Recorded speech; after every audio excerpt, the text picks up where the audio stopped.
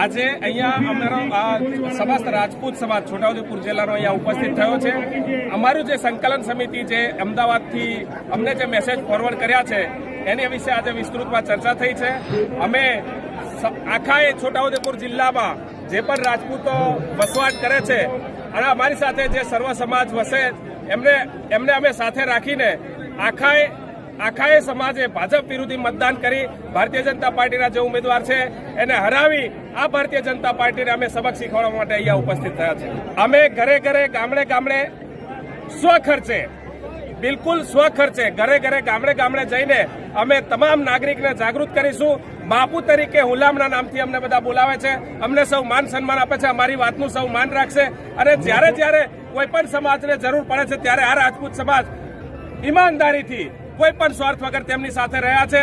આજે અમે પણ સર્વ સમાજને એવી વિનંતી કરીએ છીએ. આ રાજપૂત સમાજની એક સામાન્ય માંગણી છે. આજે તમે અમારી સાથે રહેજો, અમારા કહેવા પ્રમાણે તમે મતદાન કરજો.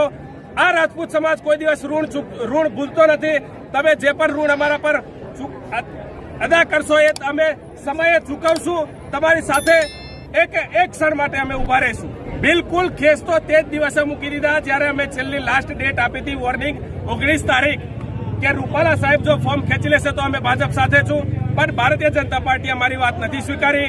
તે જ દિવસે અમારા તમામ સમાજે ખાલી છોટાઉદેપુરના સમગ્ર ભારત અને જ્યાં રાજપૂતો વસવાટ કરે છે આ તમામે ભારતીય જનતા પાર્ટીનો કેસ મૂકી દીધો છે અને મોટામાં મોટી સંખ્યામાં ભાજપ વિરોધી મતદાન થવાનું છે.